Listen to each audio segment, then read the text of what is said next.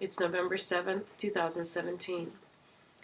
Yesterday I was thinking about things I might talk about today on a YouTube video, but then I was awoken about 3:30 in the morning with a choking, strangling cough, gasping for breath, and things like that, and I thought, maybe that's what I should talk about. Maybe I should talk about the past month of what appears to be biological or pseudo-biological attacks. And I've written a journal for almost every day of October 2017, and I could let that be my guide. And one thing I will say, I looked back over the journal this morning, and pretty much every day in October 2017, I was experiencing painful shocks to the right side of my head. And on October 16th, 2017, I did a video which I uploaded to YouTube where I showed myself using a bug detector to detect radio frequency signals, which were very strong on the right side of my head. So that was one thing that went on through all of October 2017, was I was being shocked on the right side of my head, painful shocks. But beginning with beginning with October 10th, a series of events occurred which have affected my health and seem to be continuing to affect my health today. So I'm going to talk about that and maybe just, again, use my journal as a guide and read through that. So on October 10th, 2017, I decided to take the train to Kinko's. I was going to make a scan of this picture of my Aunt Margie, which is dated on the bottom February 71, which is when it was developed. Okay, so this is my Aunt Margie in red go-go boots and a white dress and a blue raincoat, or a blue vinyl coat, standing next to a fireplace in Seattle, where she was working as a nurse. So I went to Kinko's to make a scan of that. This photo was kept, forever in my parents' photo album, this brown photo album with black pages. And also in that photo album was this lock of my hair, which was cut in September 1970 when I was 2 years old. Anyway, so I was on the bus going to Kinko's to make a copy of this photo, a scan of this photo, and I sat next to, the train was crowded, and I sat next to this man who I figured out after I sat down, he was a young guy, like in his early 20s, that he was sick. Well, he asked to borrow my phone to make a phone call, he said, to his grandfather, and he started coughing all over my phone. And then he made a phone call and no one answered, and he coughed on my phone some more, and then he handed my phone back to me. And then I went into Kinko's to make my scan, and as I walked into the door at Kinko's, the right side of my head was severely zapped with electronic zaps.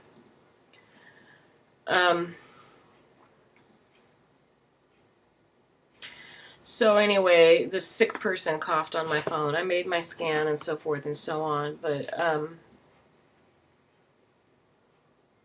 I continued to have zaps on my head, and I recorded them in my journal pretty much every day in October. So the 11th of October, that was the main thing that happened to me. By the 14th of October, I had a sore throat, and I was starting to get sick, probably from the guy coughing on my phone. On the 15th of October, I was pretty sick. And then that was the first day, I had gotten my Aceco bug scanner radio frequency detector a couple days earlier. So the 15th of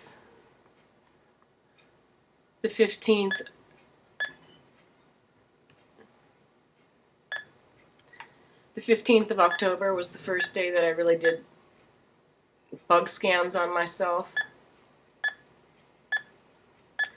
So you can see they're still going off on my neck, particularly around my lymph nodes.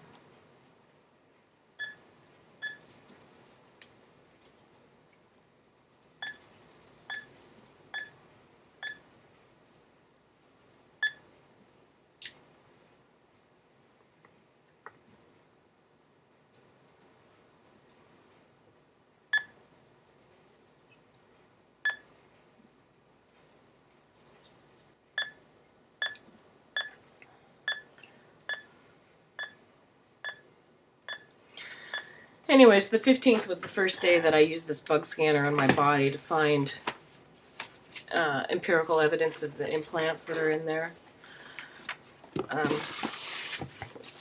And on the 15th I wrote,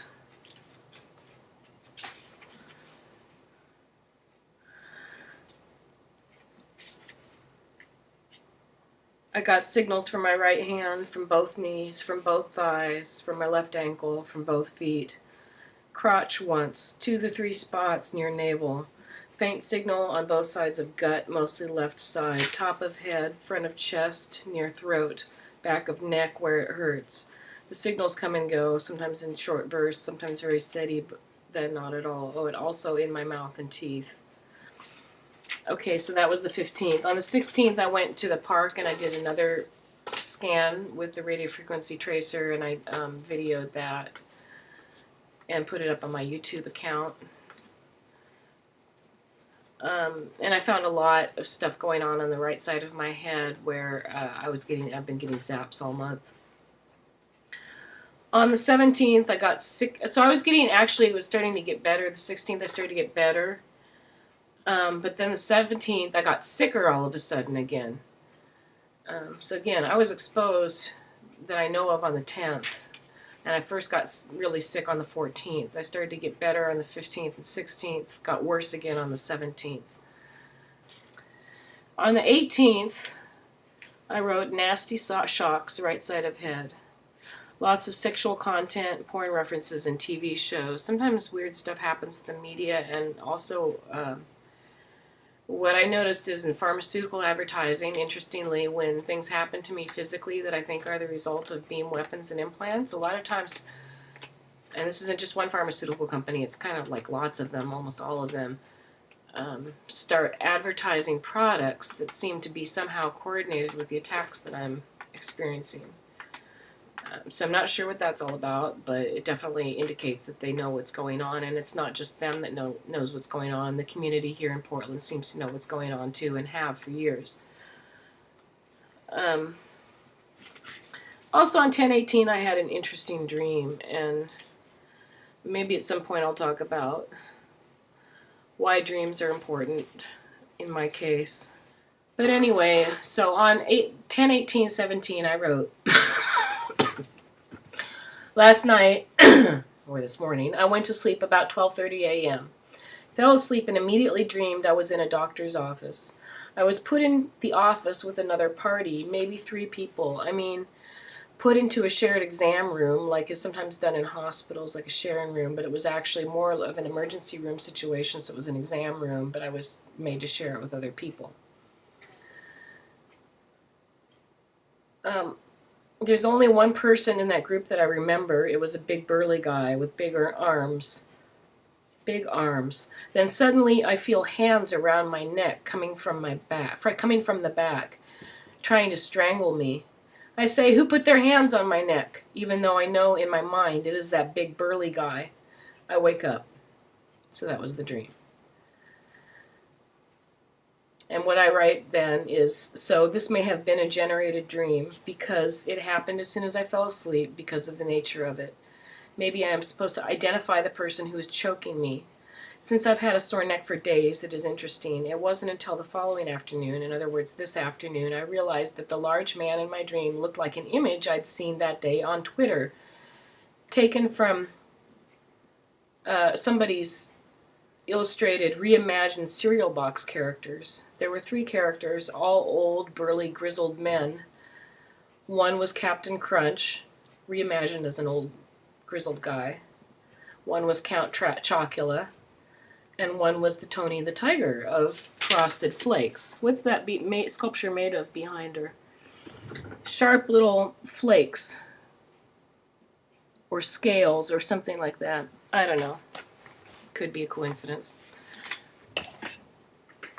The man in the dream looked like the Tony the Tiger character, a man, but he was represented as a man in a tiger suit in these weird reimagined cereal box characters. Like the tiger suits in Stephen Malkmus's song, Tigers. A lot of this is just a documentation of all the various aches and pains and itches and pokes that I've received. Starting at 10:23, I started to notice more implants in my body that I hadn't noticed before. And my neck was being attacked for most of October as well, so I was having a lot of neck pain between about October 10th and October 28th. Now, I had been sick, remember, starting about October 14th, and then I got better, and then I got worse again on October 17th, and then I started to get better again. And so I was getting better, but then on October 29th, I woke up at 4 a.m. violently ill, extremely ill, very red eyes, intense intestinal distress, and let me see what I wrote about that. I wrote, I woke up at 4 a.m. extremely ill, very red eyes, intense intestinal distress. I knew it had been created by manipulation of abdominal implants and or attacks on my brain. I considered going to ER but decided not to. I took a long shower and began to recover in the shower. I believe that is when the attacks stopped. After I was out of the shower, I began to feel better. I put on some warm clothes and I was better after an hour or so. Not sure. I fell asleep. I actually have no memory after putting on clothes. And then this is when the neck pain started to go away. So I was really sick, but then all of a sudden got better. And I don't remember if I vomited at that point, but I had a couple incidents where I either vomited out of the blue or almost vomited out of the blue, which is something that never happens to me.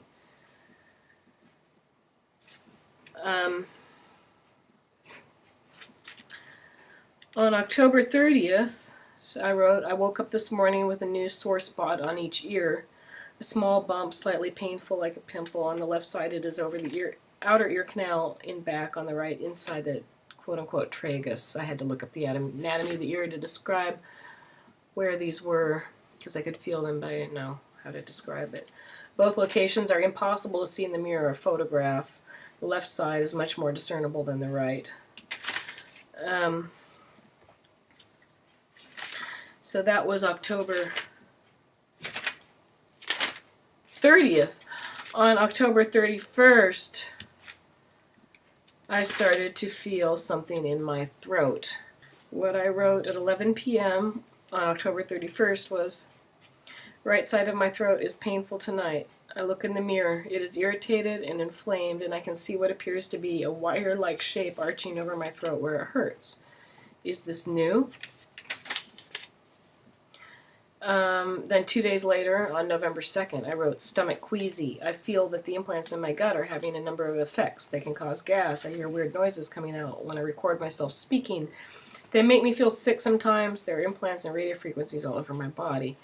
On the 3rd of November, I wrote, new spots on my forehead and clusters, spots on the tip of my nose, coughing fit as I'm writing this. Yesterday, after my... Okay, so I'll have to explain what that was that happened. That was like, when was that? 11/2. Okay, so on October 31st, in other words, I started to feel something in my throat. And that was activated along with implants in my gut, and then I started to get sick again. So the pattern has been that I'm getting sick, then I'm getting better, then I'm getting sick again. And before I get sick again, I feel these things in my throat, and I feel these things in my gut, and I do the radio frequency detector, and what I found has been frequencies coming down like this, through my, which appears to be my lymph glands, and in the front, under my chin, and down here. So here, out to my shoulders, and here is really active right now, as well as, the spots behind my ears, and, there's other locations in my neck. But, so there's definitely, and also I started, now I hadn't done this before, I don't know why, but I started measuring my breasts. I was also getting radio frequency signals off of both, the top of both breasts, especially the right side, but both sides. So they're attacking my lymph nodes, my breasts, my gut, and my throat. And I'm getting sick, and then I get better, and then I get sick again. So I'm going to stop this tape and start again and talk about what happened to me when I was going to get my medical records on Friday. I believe it was November 2nd.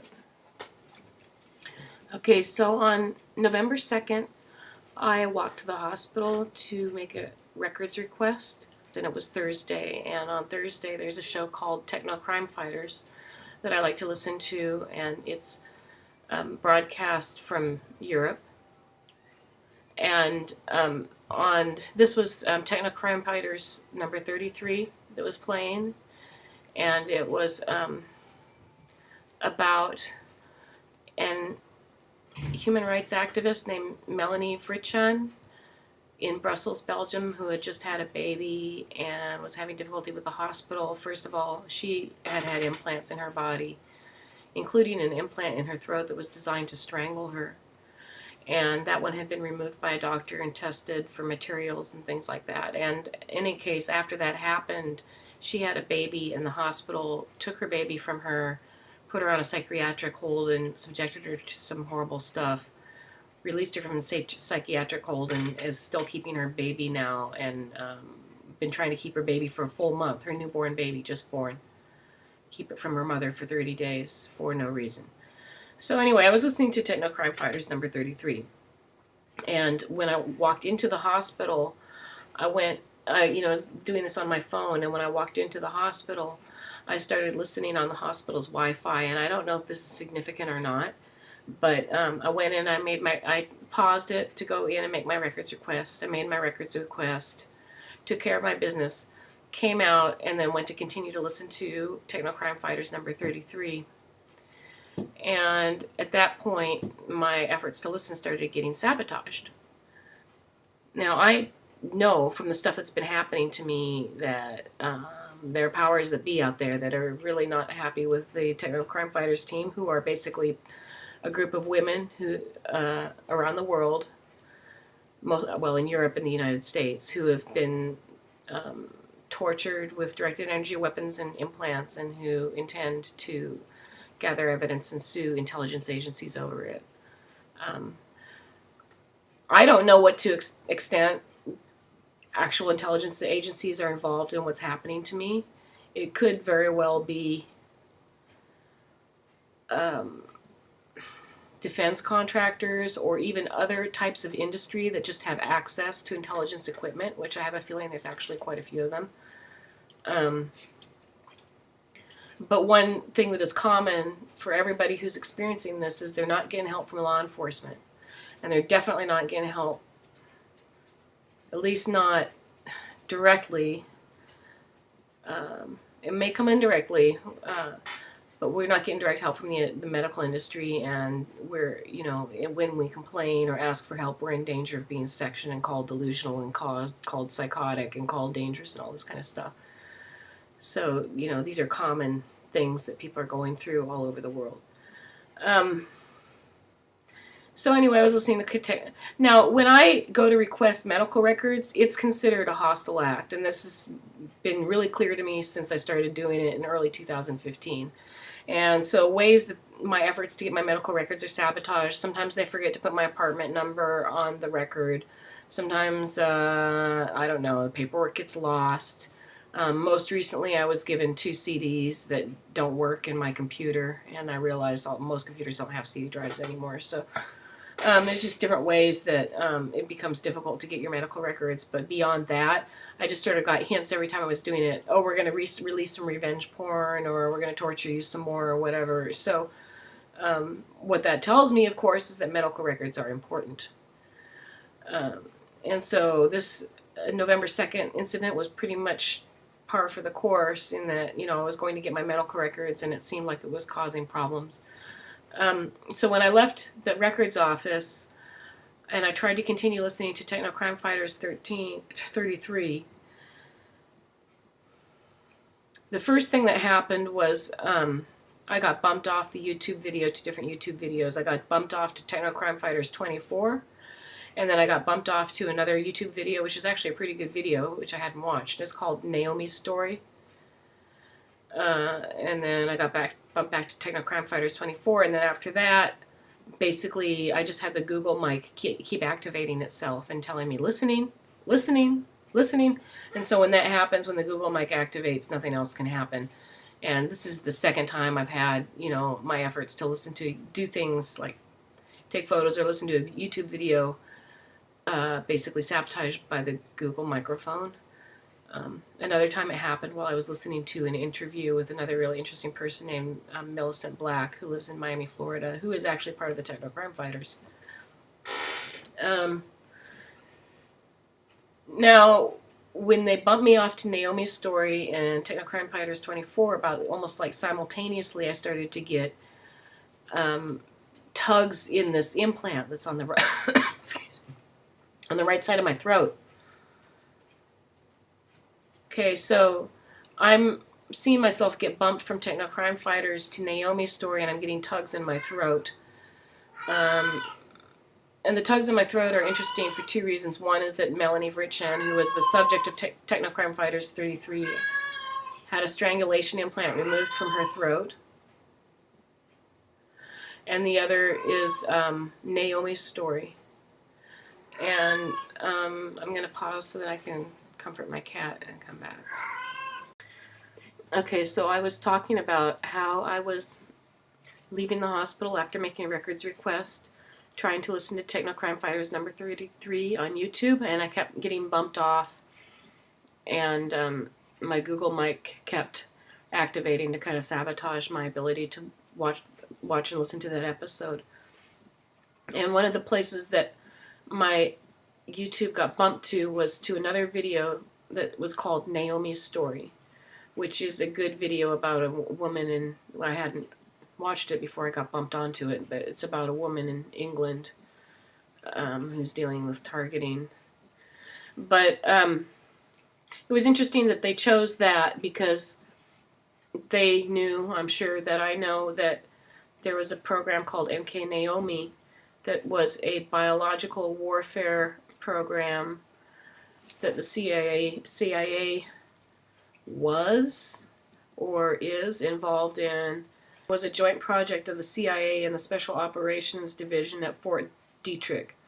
I don't know. Hank Albari quotes an early memorandum in which a bacteriologist articulates MK Naomi's mission. Our mission was pretty simple and to the point: to provide the CIA with every means possible to maim or kill targeted groups or individuals through the use of toxic and lethal biochemical agents. We worked hard at it and delivered, and he lists its key objectives: how to knock off key people, knock off key guys, make death look as if from natural causes, such as methods to produce cancer, and to make appear as heart attack. So cancer and heart attacks, that's part of it, MK Naomi. I hadn't heard of MK Naomi until probably this year, 2017. I was born in 1968. But they were actually putting it into subliminal messaging on the TV sign-off, Star Spangled Banner thing, lyrics, in the 1950s and 60s. And so if they were telling you that you should be involved in MK Naomi in the 50s and 60s, people in the 50s and 60s must have known what it meant, right? Because otherwise it wouldn't make any sense. So some of this is a little confusing. Is this an open secret, this stuff, this MK Naomi and, all these other Department of Defense programs that I'm starting to run into, that I'm going to be 50 in a couple of months. I really hadn't heard of this stuff until the last few years, but it sounds like it's almost been existing out in the open forever. Anyway, so I got bumped off onto Naomi's story. So I don't, this stuff doesn't really tend to have an effect on me because here's the way I look at it. I'm completely within my rights. I am just living my life on my phone, listening and watching a video that has information that is of interest to me. Now, I understand, because I've been kind of shown in every possible way that my phone has been compromised, and I don't know who has access to my phone. It's obviously people that aren't supposed to have access to it have accessed it. And I guess I'm supposed to change my behavior based on that. But why should I really? Because they're the ones who are in the wrong. If you're accessing my phone without a warrant, and without any reason to, you are breaking the law. You're in the wrong. So you don't really have any business telling me what I should be doing and what I should be listening to. And you certainly don't have a business threatening me. I just don't see any reason to be cowed by threats about what I watch and listen to on the phone. So anyway, I just kind of tried to ignore it. I mean, I finally did it became impossible to watch Techno Crime Fighters 33 because of all the interference. And, another thing that happened is sometimes when I want to go home and watch these videos, so I'll go to a public library computer and I'll download these videos to an external hard drive and then I'll take them home and watch them. Well, every public library computer that I've been to all of a sudden stopped allowing downloads from YouTube. Just bam. And when I tried to do it, I would get, pokes on the left thigh or pokes on the left ankle, kind of letting me know that, hey, they stopped. You can't download stuff anymore. So, well, okay, fine, whatever. Anyway, so, when I'm minding my business and doing things within my rights, I don't see any reason why I should respond to threats. But nonetheless, I was feeling quite good on November 2nd when all this went down. That evening, I went to bed, and in the middle of the night, again, I became really sick. And again, it was precipitated by being knocked off onto these other YouTube videos, my Google mic activating crazy, and also these pulls in this throat implant. And I was also getting stabbing feelings in my stomach and things like that too. And I was getting high radiofrequency readings off of all of my lymph node glands and my breasts. So then I got really sick in the middle of the night with it's like almost like my throat starts swelling up and just everything in my lungs start filling with mucus, and that's kind of what goes on there. I'm just choking and coughing, and also sometimes get sudden nausea and either throw up or feel like I'm going to throw up just kind of out of the blue. So that happened November 2nd. So that was maybe so I got sick on November 14th. I got better. I got sicker again on November 17th. October 14th, I got sick. Then I got better. October 17th, I got sicker again. Then I got better. Then October 29th, I woke up at 4 a.m. violently ill. Like violently ill. Like I was scared. I was so sick. But quickly got better. Okay, then on November 2nd, I had this experience at the hospital, and the night of November 2nd, I got sick again. And it was like a queasy with lots of lung stuff. What I wrote was stomach queasy. I feel that the implants in my gut are having a number of effects. It looks like I didn't write a lot. Oh, the 3rd. Okay, so yeah, it happened the night of the 2nd. So on November 3rd,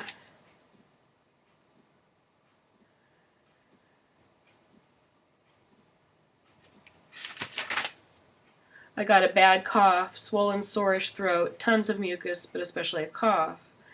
The implant in my throat seems key in this. The implant in the left gut has been activated several times too. And all the pharmaceutical companies are putting out commercials for flu symptoms, or ads for flu symptoms. This is typical of these diseases. In other words, it seems like it's a pattern that what I experience a lot of times gets mimicked in the media, especially pharmaceutical companies. But I don't necessarily think pharmaceutical companies are doing this.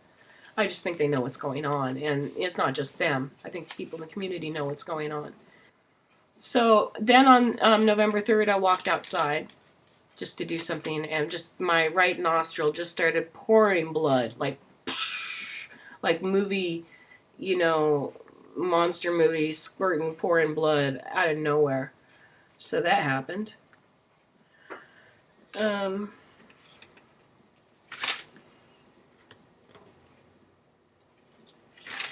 then basically I started, today is November 7th. I started to recover again, and then I started to get sick again. And last night, I felt pretty good yesterday, November 6th, and then last night I woke up in the middle of the night choking, coughing, really sick, So that's how it's been going now for, several weeks.